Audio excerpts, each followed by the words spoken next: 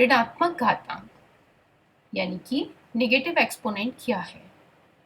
2 का व्युत्क्रम यानी कि इन्वर्स क्या होता है? 1/2, जिसका वास्तविक मतलब क्या है? 2 की घात -1। इसी तरह 2 की घात 2 का व्युत्क्रम 1/2 की घात 2 होगा, जिसका मतलब क्या है? 2 की घात -2। और इसी तरह 2 की घात 3 का व्युत्क्रम क्या होगा? 1/2 की घात 3, जिसका मतलब बनता है 2 की घात -3। यानी कि हम इसको इस तरह से भी समझ सकते हैं, 2 की घात 2 यदि 2 को 2 बार गुणा करना है, तो 2 की घात -2 का मतलब 1/2 को 2 बार गुणा करना है। इसी तरह 2 की घात 3 का मतलब यदि 2 को 3 बार गुणा करना है, तो 2 की घात -3 का मतलब क्या हुआ कि हमें 1/2 को 3 बार गुणा करना है।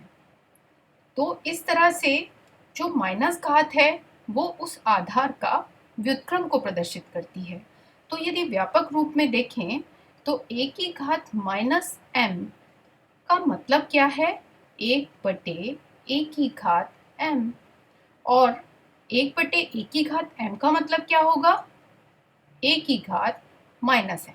यानी कि घात को यदि हमें ऋणात्मक से धनात्मक बनाना है तो हमें उसका व्युत्क्रम लेना होगा। व्युत्क्रम मतलब उसका उल्टा करना होगा। अगर a की घात -m को हमें धनात्मक बनाना है तो a का उल्टा 1/a हुआ, और यदि हमें 1/a की घात m को ऋणात्मक बनाना है तो 1/a का उल्टा a हुआ।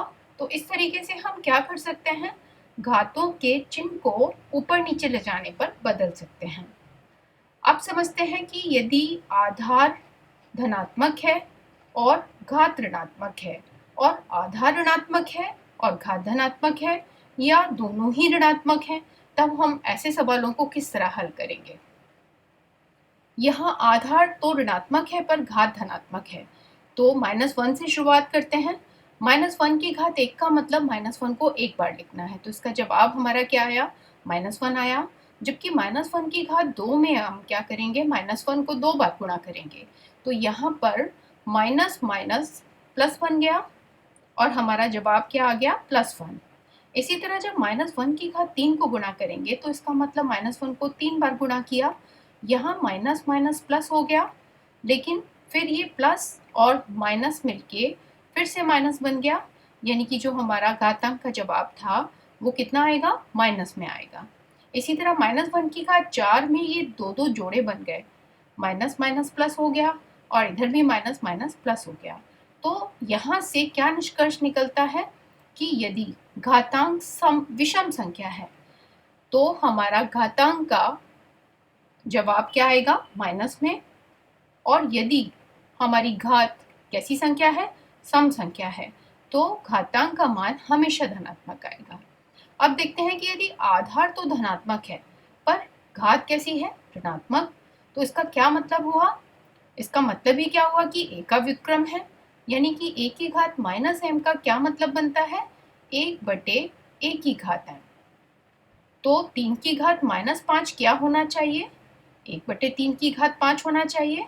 अब जरा इसको देखते हैं कि ये किस तरह से होगा। 3 की घात -5 को यदि 1 से गुणा करें तो कर सकते हैं, क्योंकि 1 से गुणा करने पर संख्या का मान नहीं बदलता। अब यदि इस 1 को 3 की घात 5/5 लिखते हैं तो लिख सकते हैं। हमने 1 को क्या लिख दिया? 3 की घात 5/3 की घात 5। इसको अब क्या लिख सकते हैं? 3 की घात -5 गुणा 3 की घात 5 बटे 3 की घात 5।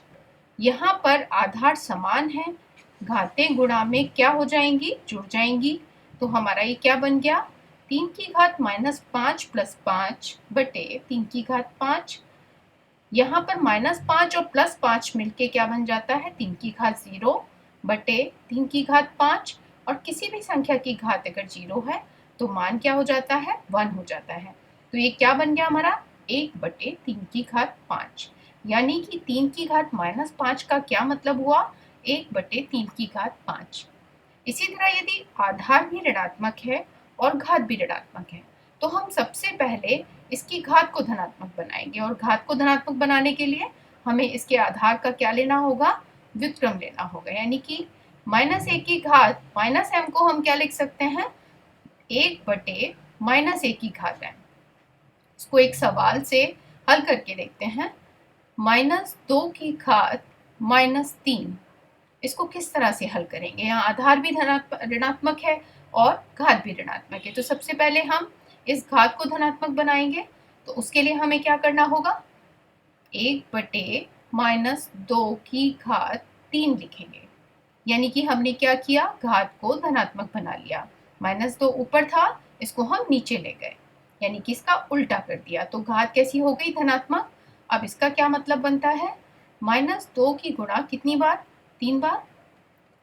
चूंकि 3 कैसी संख्या है, विषम, तो घात अगर विषम है तो ऋणात्मक आधार का जो गुणनफल है वो हमेशा कैसा आएगा, ऋणात्मक। वैसे भी माइनस माइनस प्लस हो गया और फिर प्लस माइनस फिर से क्या बन गया, माइनस बन गया। तो इस तरीके से जो हमारा जवाब होगा वो क्या आ जाएगा, 1/-8। अब देखते हैं कि अक्सर इन सवालों को करने में किस टाइप की गलतियां होती हैं। 4 की घात 3 गुणा 4 की घात 5। रीना ने इसका जवाब दिया 16 की घात 15। यानी कि उसने क्या किया, उसने दोनों आधारों को भी गुणा कर दिया और उसने दोनों घातों को भी गुणा कर दिया। तो उसका जवाब क्या बन गया, 16 की घात 15, जो कि बिल्कुल गलत है। इसी तरह शिवा ने क्या जवाब दिया, 4 की घात 15। शिवा ने यहाँ क्या किया, आधार तो वही रहने दिया, लेकिन उसने यहाँ घातों को गुणा कर दिया, तो उसका जवाब भी गलत हो गया, यानी कि ये भी बिल्कुल गलत है। तो अब समझते हैं कि हम वास्तव में इसको कैसे करते। तो हमारा नियम क्या कहता है कि आधार अगर समान हैं और घातें अलग अलग हैं तो गुणा में घातें जुड़ जाती हैं, यानी कि 4 की घात क्या बन जाएगा, 3 + 5।